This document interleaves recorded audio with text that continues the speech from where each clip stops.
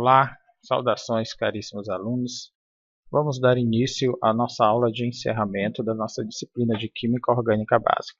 Aqui quem fala é o professor Fernando José Costa Carneiro. Os conteúdos estudados durante a disciplina de Química Orgânica Básica foram os seguintes. Na primeira unidade, nós estudamos Introdução à Química Orgânica, Teoria Estrutural da Química Orgânica e Hidrocarbonetos Saturados. Na unidade 2, nós vimos os hidrocarbonetos aromáticos e os compostos heterocíclicos. A unidade 3, nós vimos os álcools e éteres e os aldeídos e cetonas. E na unidade 4, finalizamos estudando ácidos e ésteres e estereoquímica. Unidade 1, Introdução à Química Orgânica. O que foi visto na introdução? Nós vimos primeiro um histórico da química orgânica, falando como a química orgânica evoluiu, quando ela começou. Depois, a gente mostrou a importância da química orgânica. Mostramos os compostos que foram isolados ou sintetizados e que são muito utilizados na medicina, como o Viagra, que é um composto bem conhecido. Depois a gente viu a formação dos compostos orgânicos. E aí a gente viu como é que esses compostos são formados, como é que são as cadeias, se existem compostos com ligações duplas, com ligações triplas, com ligações simples, compostos com ciclos, compostos com anéis aromáticos. Ainda na unidade 1, o segundo capítulo foi a Teoria Estrutural da Química Orgânica, onde nós vimos a teoria RPENV, que é a teoria da repulsão dos pares elétrons no nível de valência. E onde nós podemos observar que quando nós temos uma geometria tetraédrica, nós podemos ter três tipos de arranjos. Nós podemos ter o arranjo tetraédrico, quando ele faz apenas ligações simples, covalentes, quando existem 4 átomos ao seu redor. Nós podemos ter o arranjo, a geometria piramidal trigonal, quando nós temos 3 átomos e um par eletrônico, como no caso da amônia, e por fim, a geometria angular, que é aquela em que nós temos 2 átomos ligados e mais 2 pares, como no caso da água. E aí a gente também viu, como item 2, a ligação do tipo π, que são as ligações duplas, em que nós temos os pares de elétrons, que se localizam ou acima ou abaixo do plano do anel, perpendicular, aqui, melhor dizendo, ortogonal, ao plano sigma. Então eles ficam acima ou abaixo do sigma e são ligações mais fracas. E finalizamos falando sobre o conceito de hibridização, onde nós vimos que quando nós temos 2 orbitais semi-preenchidos, se um for S e o outro P, nós vamos fazer uma hibridização do tipo linear a 180 graus. Se ao invés de 2 nós tivermos 3 orbitais que vão ser ocupados, S, P e P, nós vamos ter 3 orbitais do tipo S, P1, P2, S, P2. E nós teremos aqui a geometria do tipo trigonal plana com ângulo de 120 graus. Agora, se nós utilizarmos todos os 4 orbitais para formarmos 4 ligações, esses orbitais híbridos serão do tipo sp3. E nós teremos aqui a geometria tetraédrica com ângulo de 109 graus. Ainda na unidade 1, nosso terceiro capítulo foram os hidrocarbonetos saturados. Então nós vimos os hidrocarbonetos saturados, falamos um pouquinho sobre eles, vimos que eles são encontrados comumente no pântano, na forma de gás, devido à decomposição de matéria orgânica. Nós falamos um pouco sobre a nomenclatura dos alcanos, onde nós vimos cada quantidade de átomo nós temos um nome apropriado. Então quando nós temos 2 átomos, nós temos o etil, quando são 3, o propil e assim sucessivamente. E aí isso aí vai formar a nomenclatura de todos os compostos orgânicos. Os cicloalcanos também, como se faz, colocando a palavra ciclo na frente. E algumas propriedades físicas de alcanos e cicloalcanos, onde a gente viu que os pares, eles têm um determinado comportamento, uma temperatura de ebulição maior do que os ímpares. Então, a gente discutiu sobre isso também nessa aula, neste capítulo. A segunda unidade, começamos estudando os hidrocarbonetos aromáticos. Bom, então a gente viu alguns hidrocarbonetos que são presentes comumente na nossa vida, como hoje temos o exemplo do benzopireno. No churrasco, se você assa demais a carne, você vai formar aquela crosta preta queimada, que nada mais é do que o benzopireno que vai ser formado e liberado ali. E esse benzopireno é tóxico. Tanto é que, pela relação aqui, 1 kg de carne assada, quando eu digo assada, eu digo carne bem passada, bem queimada, corresponde a 600 cigarros.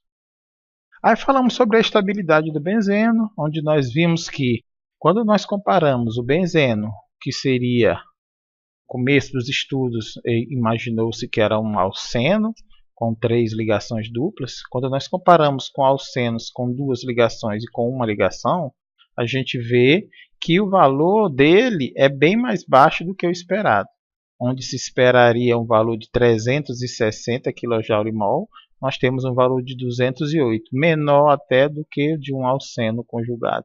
Então isso mostra a grande estabilidade do benzeno. E alguns exemplos de benzenos, né, da formação, alguns tipos, não só aromáticos, não são apenas os derivados do benzeno, a gente tem outros, por exemplo, o benzeno tem 6, o anuleno aqui tem 14, tem de 14, tem de 16, tem de 18, tá? Alguns são aromáticos, como 14 e 18, o outro não, e a gente discutiu sobre isso também. Na unidade 2, o capítulo 5 são os compostos heterocíclicos. Então a gente viu alguns sistemas heterocíclicos, como aromáticos polinucleares, como purina, cumarina, indol. Alguns anéis pentagonais, como pirrol, tiofeno, furano. Alguns heterocíclicos pentagonais saturados, como tetrahidrofurano. E também vimos alguns anéis hexagonais. E chegamos aos álcools e éteres. Dos álcools, a gente discutiu, né, mostrou que eles formam ligações de hidrogênio entre si, por isso o seu elevado ponto de ebulição, comparado ao ponto de ebulição da água. E nós vimos também os éteres, que são parecidos com os álcools, só que nos álcools eu tenho um grupo hidrocarbônico, que tem um carbono, e um hidrogênio. E nos éteres eu tenho 2 grupos hidrocarbônicos ligados ao oxigênio, não tenho hidrogênio ligado ao oxigênio. Na unidade 3, a gente viu os aldeídos e cetonas. Então, a gente viu as estruturas, onde a gente observou que os aldeídos são aqueles que têm uma carbonila e uma das 2 ligações da carbonila é feita com hidrogênio.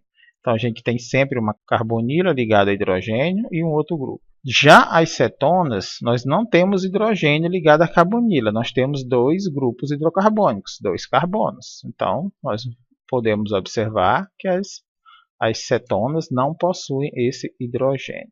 Vimos algumas propriedades físicas de aldeídos e cetonas, vimos ponto de ebulição, por exemplo, propanal, ponto de ebulição 50 graus, seu peso molecular 58, a propanona, que é uma cetona com a mesma quantidade de carbono, também tem a mesma massa, 58, porém ela tem um ponto de ebulição maior. Então nós discutimos também por que há essa variação de pontos de ebulição entre aldeídos e cetonas. Na unidade 4 nós vimos os ácidos e ésteres. Ácidos carboxílicos, nós discutimos que alguns ácidos são encontrados na natureza de uma forma bem comum, né, encontrados no dia a dia, como por exemplo a manteiga, que quando ela sofre um processo que se estraga, que fica rançosa, ela produz um composto que é um ácido, que é o ácido butírico. Então a gente deu o exemplo aqui, vimos que outros compostos como ácido acético provém do vinagre, ácido fórmico da formiga.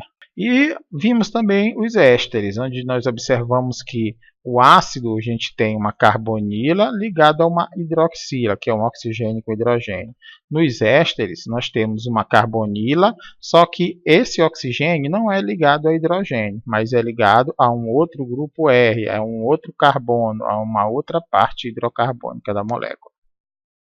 E nós mostramos que esses ésteres eles são encontrados em frutas, como por exemplo o abacaxi. Aquele cheiro de abacaxi, ele é um éster. A unidade 4, nós trabalhamos a estereoquímica, onde nós vimos estereoisómeros ópticos, em que nós observamos que são aqueles que têm uma imagem especular, só que essa imagem não é sobreponível. Então, nós demos o exemplo da talidomida, que o grupo R é sedativo, e a talidomida S é teratogênica. Então, a talidomida S ela causa má formação congênita, e já a R não. Então, se eu pegar essa talidomida aqui e tentar sobrepor aqui, né, virar, né, vou ter que virar ela a 180 graus, né, pegar essa parte daqui, tentar coincidir aqui, essa parte lá, o que, que vai acontecer? Quando eu rodar ela a 180 graus, quem está para frente aqui, aqui nesse outro caso vai ficar para trás. Então, esse grupo aqui que está para frente, quando eu virar ela a 180 graus, esse grupo vai ficar para trás. E esse grupo aqui que está para trás, quando eu virá-la, ele vai ficar para frente. Então, elas não vão coincidir. Então, essa é a característica dos estereisômeros ópticos. Nós também falamos sobre atividade óptica, que é aquela em que essas moléculas, como a talidomida, elas giram a luz para um lado ou para o outro. E isso é bastante interessante, porque compostos que giram a luz para lados diferentes, porém com o mesmo valor, são chamados de enantiômeros. E eles existem como pares. E esses pares eles são muito importantes nas reações enzimáticas. Aí nós colocamos esse exemplo, onde nós temos a epinefrina R, que ela vai se encaixar em todos os sítios. Ó. Aqui nós temos OH, que é negativo, vai se encaixar no sítio positivo. Temos NH2, que é positivo, vai se encaixar no sítio negativo. Temos outro OH, que é negativo, vai se encaixar no sítio positivo. Se eu trabalhar com a R+, o que vai acontecer? Esse grupo que está para trás, ele vai passar para frente. Então, ele vai para o outro lado. Vamos dizer, vai acontecer a troca entre esse CH2 e esse OH. Então, mesmo que este grupo S+, encaixe aqui, mas este grupo vai estar ao contrário. Então, quem vai estar do lado esquerdo, aonde nós temos o positivo, é esse positivo. E quem vai estar do lado direito, onde tem o negativo, é esse outro negativo. E a gente sabe que cargas de mesmo sinal vão se repelir. Então, esta enzima não vai conseguir ter a sua reação com o composto enantiomérico do R, que seria o S. Apenas aquele composto que é para o qual ela foi produzida. Aí nós falamos sobre o centro quiral, onde nós demos o exemplo do carbono, que o carbono, para ser um centro quiral, ele precisa ter 4 grupos diferentes. Então, este carbono aqui é um carbono quiral, pois ele tem um CH2, um hidrogênio, um OH e mais um anel aromático ligado. Então, são 4 grupos diferentes. Então, este é um centro quiral. Modificação racêmica, nós também falamos, que é quando você tem misturas iguais dos dois enantiômeros. Então, por exemplo, se esse enantiômero rodar a luz mais 10, esse contrário roda menos 10, eles vão se anular. Então, uma mistura racêmica ela é nula, não roda a luz para nenhum lado.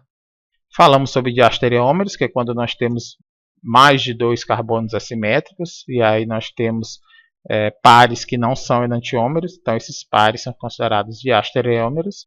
E estruturas mesógenas, que é quando a molécula ela tem um centro de simetria e a metade dela, apesar dela ter 2 ou mais carbonos assimétricos, mas um carbono assimétrico na metade superior gira para a esquerda, o outro carbono assimétrico que é igual, mas está oposto, gira do mesmo valor para a direita.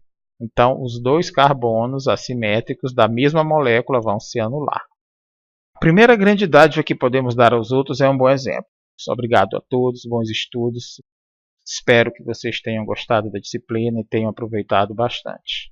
Aqui novamente nossas referências, a apostila, os livros. Eu desejo a todos aí um Feliz Natal, próspero Ano Novo e boas provas.